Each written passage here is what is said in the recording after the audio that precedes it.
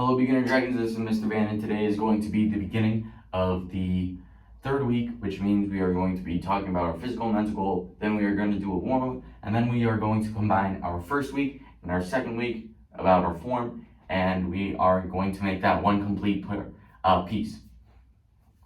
So, after saying all that, I do have to say that it's been thundering out, so you might hear a little bit of thunder in the background. So far it hasn't thundered yet, but the rain has been pretty heavy, so if you guys hear some thunder, that's my apologies. There's nothing I can really do about it. But anyways, first let's talk about our physical and mental goal. Our physical goal is going to be excellence, and our mental goal is going to be integrity. So let's talk about integrity first, because that might take the longest. So integrity, what is integrity? I talked about this in the first month. Integrity is basically having a code or a rule book that you guys follow so that you guys are actually a good person. And now I'm going to talk about why it's a little bit important, because integrity is really important, especially if you guys want to be good at something. So if you guys have this strict rule book, if you guys have this code of morals, you guys are going to be a better person overall. Such as if you guys are in school and let's say one of your rules is treat people like you want to be treated. Obviously, you're going to treat people really nice, and then that will make you have more friends and be able to collaborate and do projects with a lot more people if you guys can't pick your partners or your groups when you guys are doing these projects. And I know for me, if I'm a better person, if I'm doing all this community work, if I do this AP class, if I do all this stuff during school, obviously that will look better on me for when I applied to colleges, which means a lot more colleges would think that I'm a better person and accept me into their college, which yeah, that could also be applied to you guys too. And it could also be applied to everything. So let's say your parents. If your parents are working hard, if they're treating others politely, if they do all this sort of stuff, they might get a promotion in their job, and that would be awesome. So a code of morals and a rule book that you guys follow isn't just for you guys, it isn't just for me, it isn't just for your family, it's for everyone. Everyone has to have their set of rules, their set of code, their set of morals, and that will help them be a better person. Because if I don't have all these rules, I'm gonna be really bad. I'm gonna be a real bad person. Because if I don't treat others like I want to be treated, I would have zero friends. I would probably be a bully, because I would put people down, I'd always make fun of them, all that sort of stuff. And that wouldn't be very nice. And then no one would want to be my friend, which means I wouldn't have people to collaborate with, I wouldn't have people to do projects with, I wouldn't be able to hang out with people, all that sort of stuff. So, that is what integrity is, and now we are going to talk about excellence. So, excellence. What is excellence? Excellence is basically doing your best and trying to get better every single time. So we talked about how excellence, you can always improve. You can always get better at something that you're already good at, but you also have to think about how you already are good. And a lot of you guys might be thinking that's arrogance, that's being able to be overconfident, that sort of stuff.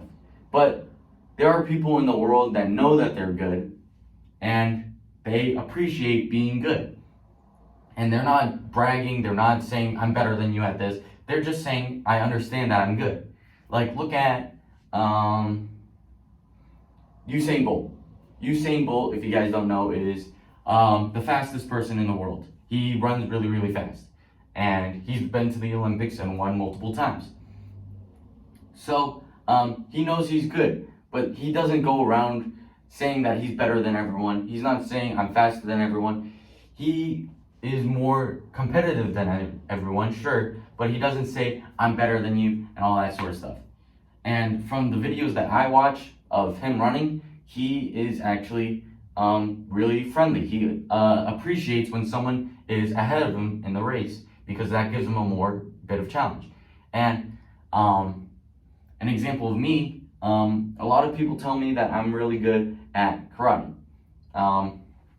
Sometimes I feel like I could be a lot better, and then sometimes I obviously just take the compliment.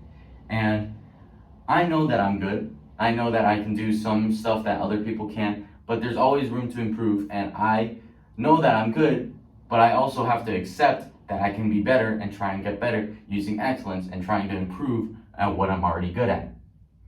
So, with that being said, we talked about our physical mental goal. Now we are going to talk about our warm-up. So, like I said, sorry, I'm gonna wait for that thunder to stop. Anyways, like I said, all the warm-ups are pretty open. I don't really care if you guys do my warm-up. I don't care if you guys do your own warm-up, all that sort of stuff. But for today, I want to do something like core related. I want you guys to engage your cores. So what we're gonna do is a couple of ab workouts. So what I want to do is I want you guys to do some leg raises. I want you guys to do some crunches or sit-ups, whatever you guys want to do, and then maybe a plank. So I'm gonna demonstrate them in case you guys don't know what they are. So basically, leg raises, you lay down on your back. You guys can put your arms wherever you want to. I usually put them right under my butt so that I don't move and use my momentum. So I usually do that. And then you keep your legs straight like this, and you raise them up and down very slowly. And I would do 10, maybe 15 if I were you guys, but that's up to you.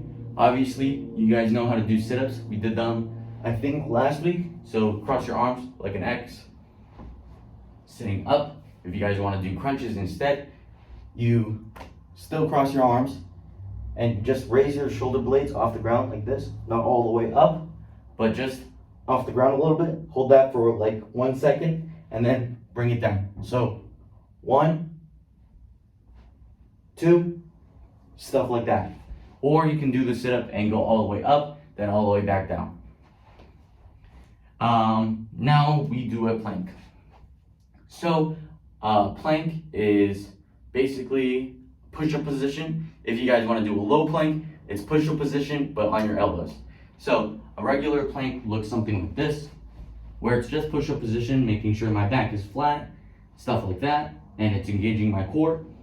But if you guys want to do a low plank, you would put it on your elbows. So instead of being on my hands, I'm being on my elbows like so, making sure that my back is flat still, and stuff like that. So if I were you guys, I would do 15, 10, however many you want to do of leg raises that I said. Maybe 10, 15 crunches, and maybe 30 seconds of that plank. And if you guys want, you guys can do it again, and as many times as you guys want. I'm probably just gonna do a time lapse of me doing it once so that you guys get a basic understanding of how it looks. And then we are going to work on our form.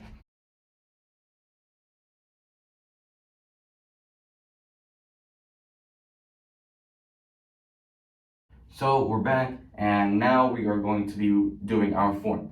So like I said in the beginning of the video, we worked on part of it on week 1, and we worked on part of it for week 2. Now we are going to combine those two into doing a dragon form. So we're going to put our feet together like so, put our feet like that, put 2 hands on our sides.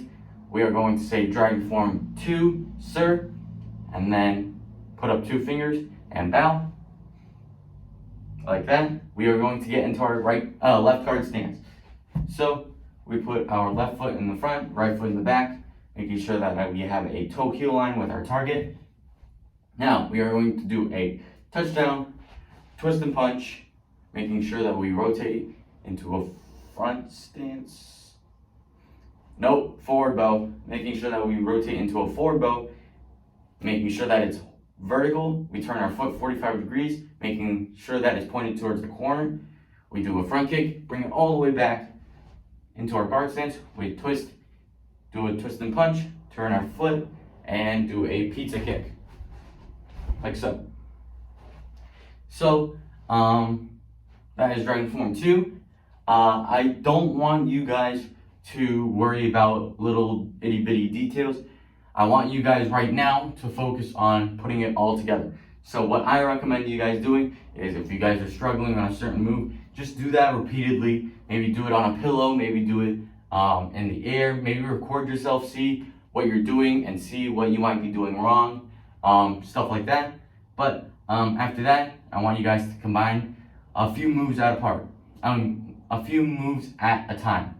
So maybe do the first week today, then the second half tomorrow, and then try and combine them all together into one form, making sure that you repeat it over and over so that you guys have it into your head and stuff like that, making sure that you guys are being able to do the form consistently without pausing and thinking about, oh, what's the next move? I want you guys to be able to just fluidly be able to do it without thinking, what's the next move? Where should I point my toes? Where should I be punching? Stuff like that. I just want you guys to just do it.